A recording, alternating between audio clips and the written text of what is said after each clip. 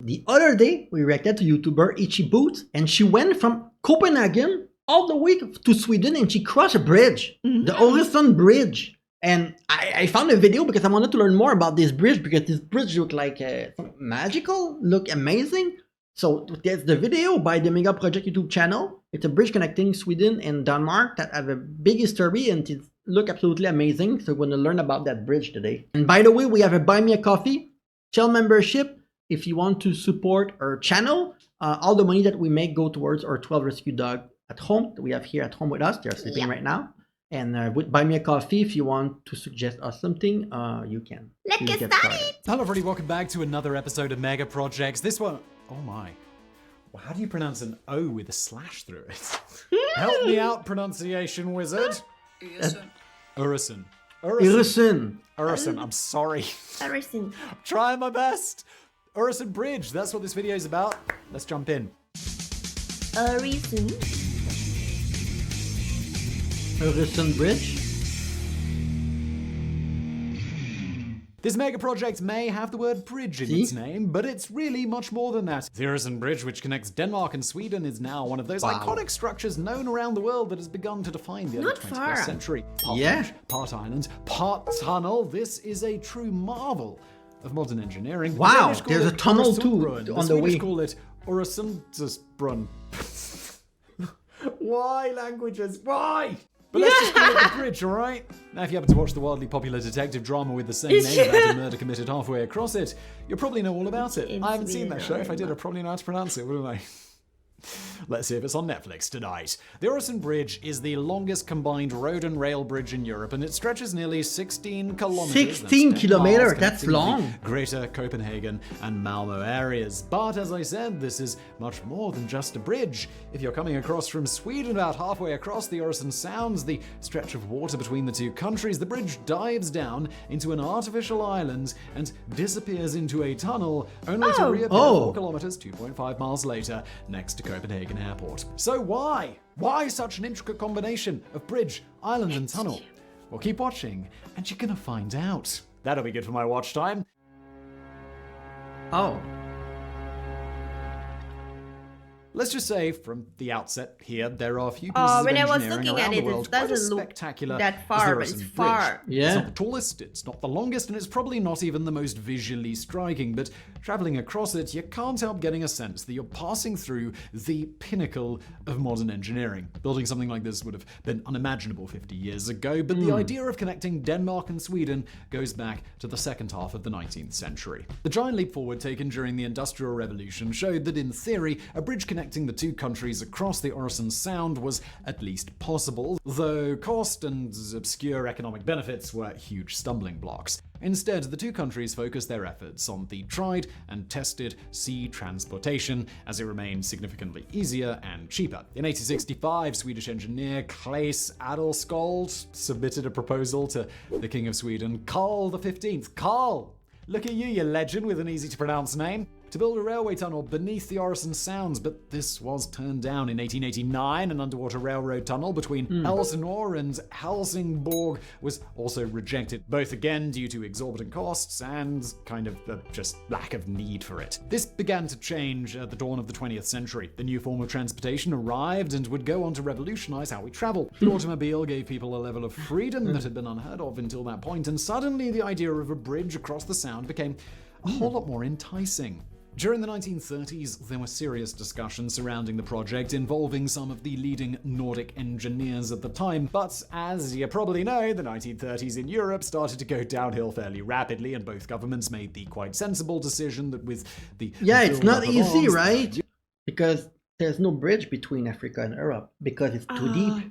They cannot cannot make any bridge. At least there they had the possibility, but I'm sure that there was some challenge. It probably wasn't the best time to begin a giant construction project. Discussions picked up again in the 1950s and rumbled on for the next few decades, but vehement opposition from farmers, environmentalists, and eventually both governments appeared to torpedo the proposal once and for all. By the early 1990s, things had changed. The collapse of the USSR offered a glimpse of a tighter global connectivity, and there was also the fact that both Denmark and Sweden were in the midst midst of serious Wait, so financial this is crisis. very recent, So what better way the to bridge. boost the economy and encourage trade than building one of the world's greatest engineering projects right on your doorstep? In 1991, both the Danish and Swedish governments issued a bilateral agreement on the building of the Øresund Bridge, and 126 years after the first proposal was submitted, the project finally got its green light. Wow, this is only 30 years old, But the there was, bridge, or of course, less. a long way still to go. Several factors meant that simply building a massive suspension bridge across the Øresund Sound was out of the question. Its proximity to Copenhagen Airport meant that tall man-made objects were seen as far too risky. After all, the last thing you want after building such a superb structure is for a plane to smash into it in thick fog. Yeah, maybe it's underground and sometimes not, because sometimes maybe it's too deep. Maybe it's the water, where they are, it's But the not bridge fit also for couldn't be a too bridge. low as the Sound sees heavy boat traffic. see? The second issue was how to combine a road and rail connection. Your traditional cable suspension bridge often looks wonderful, but it's normally far too shaky for trains that rather annoyingly prefer a nice, flat, vibration-free surface. Stupid, annoying trains. Whatever design would be used, it would have to stretch the boundaries of modern engineering. A design contest was initiated both as a way of garnering a wide selection of ideas, but also to gain plenty of publicity. The final design was composed of work drawn from Jørgen Nissen and Claus Faber Hansen and Ove Arup and partners and Niels Gimsing and George Rodner, and it was ambitious to say the least. The design called for a bridge measuring 8 kilometers, 5 miles, that would travel from the Swedish coast to the small island roughly in the middle of the Sound. Oh, we should add here that there weren't actually any suitable islands in that particular stretch of water, so an artificial island would have to be created on this newly formed he island. made the island. Road and rail Yeah, line it's just disappear like into a they made black it. hole and travel Yeah. 4 kilometers, that's 2.5 miles, through the Drogden tunnel before re-emerging on the Danish side of the Sound.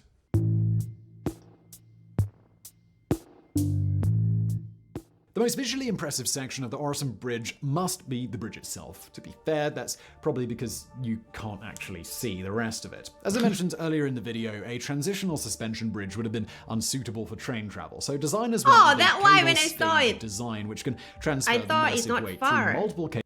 Why? Because it's under the water, Yeah. but it haven't reached the Denmark yet. Then they're gonna go to the island later. Yeah, but where did the car go there? Down there, eh? This is under the Oh, sea. the car go There's there. a tunnel. Back to the main Like, towers. it's The only bridge two- consists oh, of yeah, four okay, main okay, support okay. towers, each 204 meters, that's 669 feet high, equivalent to a 60-story building, and has 160 For some reason, I thought you had to cables. park Its somewhere and towers then are completely change unconnected from one transportation. another, a design feature chosen so that in the worst-case scenario that a plane was to hit one of them, the bridge would in theory remain standing. A 4-lane road passes Whoa. along a horizontal girder that runs the length of the bridge with 2 railway tracks running beneath the road. The height of the bridge leaves 57 meters, that's 187 feet of headroom for shipping to pass under the main span. The 4 support towers are connected to giant foundations that were first constructed on land. wow. Each foundation measured 1,500 square meters, weighed 18,000 tons, and reached 22 meters in height, and they were all lowered into trenches dug into the Sound 17 meters deep. Once the foundations were in place, It's made construction skinny, could right, begin the to pole? slowly raise each of the 4 towers. When they reached 44 meters, the crossbeam was added, and at 80 meters, a steel box for the cables was also installed, with additional boxes every 12 meters. The horizontal girders where the road and railway lines run were then added, with each section measuring 140 meters in length, 23 meters wide, and weighing 5.5 million tons each. Again, these were first constructed on land, then installed during a painstakingly slow process where they were gradually winched up from a truly heavy weightlifting barge. In total, the bridge weighs 82,000 tons, which, for a comparison, is about 8 Eiffel Towers. Peberholm. The hell is this? In August 1995, dredging work began in the Øresund Sounds that would eventually create the artificial island of Peberholm. The island was formed almost exclusively of dredged seafloor material, which is great if you simply want to build a landmass that can Wait, see? Where does it go? It's like it's only a small piece. Below, right? But how do you get below? Wait, that's supposed to be something like pew, like a tunnel under the sea. But how do you go under the sea? Just put a tunnel on it, like a pipe, right? You put a pipe, connect the pipe to the other pipe, and the other pipe on the land, they're gonna have the cover, like some kind of a big dome. Okay, I think it's too small on the image because I don't see it. I don't see either. I'm guessing. It's so small that my brain cannot understand that the car goes somewhere.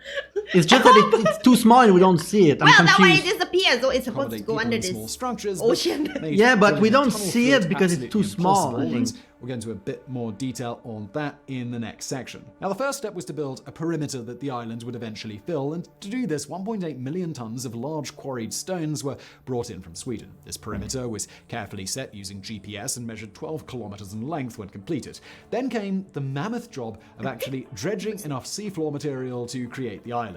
This was done with some absolutely colossal pieces of machinery, most notably the largest dip dredger in the world, the Chicago, with a shovel capable of digging up 22 cubic meters of seabed in a single scoop. That's about 776 cubic feet, by the way. The material was then transferred onto floating barges and moved to the island area, where smaller diggers piled the seabed up in order to create the island. Peberholm is 4 kilometers long, with an average width of 500 meters and a height of 20 meters. And this being built by the rather thoughtful Scandinavians, the entire island has been designated as a nature reserve. Seen very much as a natural experiment, the island has thrived since its creation and is now home to over 500 separate plant species. To add a little spice, or sting rather, but in 2005, environmental researchers discovered the venomous hobo spider on the island, a creature only found in certain spots of Denmark. It's believed to have traveled there by train, which seems rather appropriate considering its name. Is it venomous? Hobo.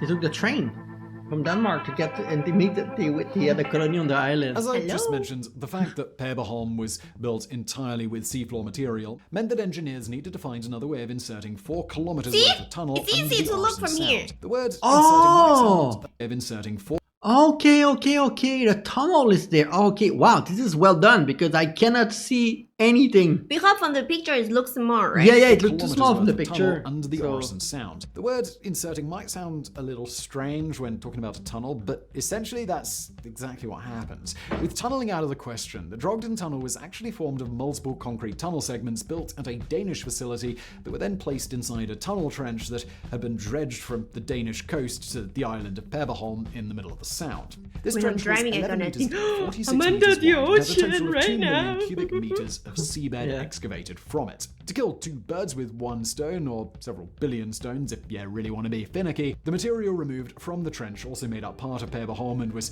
transferred there via purpose-built pipelines. The 20 segments were outrageously big, each measuring Holy. 175 meters long, 38 Oh. meters wide, See? and 8.5 meters high.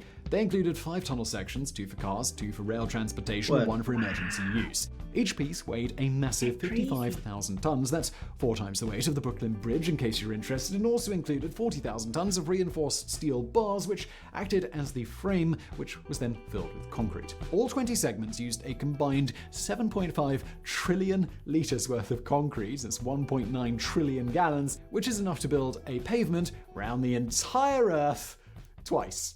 The segments were all sealed shut, which allowed them to be floated out into the Sounds. I know this sounds unbelievable, but it did really happen. They were then lowered into the trench with the entire stretch then backfilled to create a tunnel that hadn't actually been tunneled, if I'm making any sense here. I think I am. And perhaps unsurprisingly, considering the complexities, it was while building the tunnel that the project faced its most dramatic moments. An eagle-eyed worker on one of the barges suddenly noticed something metallic in a pile of rock that had been brought up from the sea floor. Taking a closer look, he was horrified by what he saw. The Chicago had dredged up an unexploded bomb from World War II and had dumped it unknowingly on the barge. Miraculously, it hadn't gone off and the site was quickly evacuated. The Danish Navy was called in to defuse the bomb and everyone breathed a sigh of relief. But things went over. Another bomb was soon discovered and the decision was taken that no area could be dredged until it had been swept for bombs first.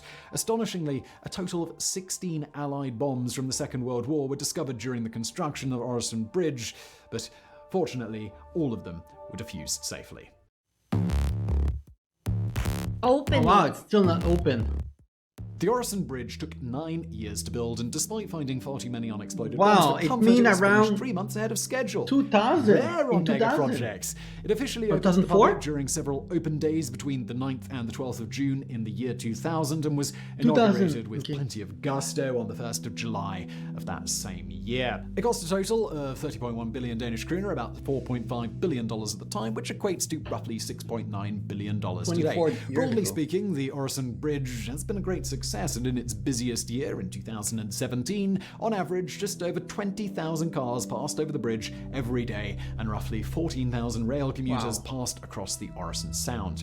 Since its opening, nearly 250 million people have crossed the Øresund Bridge either by car or rail. It is, however, not cheap to drive on. The toll cost for a single trip currently is $50, though there are considerable discounts for frequent users. With this kind of pricing, to cross the it's bridge. not surprising that the bridge will have effectively paid for itself. Yeah, by that's the what I year have a 2030. question in my This head. is a wonderful bit of engineering which It's broke crazy. countless records for size and distance. It It's was like the cost of project a that faced visa. serious Yeah. hurdles To go to because of another its country. location, but one which engineers and designers were able to safely navigate around. As I said right at the start, of Maybe you can today's take the bus video, there and it's This cheap. is one mega project that really gives you Yeah. a sense of grand achievement and where humans have pushed the boundaries of what's possible. And as we've seen, this is a bridge that's so much more than just a bridge. So I really hope you enjoyed this video. If you did, please don't forget to check out side projects. Wow, It's the sister channel. interesting. I'm thinking about in the future, are they gonna have a plan to make like the tunnel, then you can see everything under the sea? Like an aquarium or something? Yes! Oh, now you're thinking about crazy things. Yeah. See, I would go for $50. Oh, you mean you want even to transform that into an attraction? Well, you don't want to create traffic jam there too. You know. Oh. Mm. But Okay. it's not a crazy idea. It probably exists somewhere in the world that you go like this with the car undersea and it's like an aquarium. Yo. That's not a bad idea. So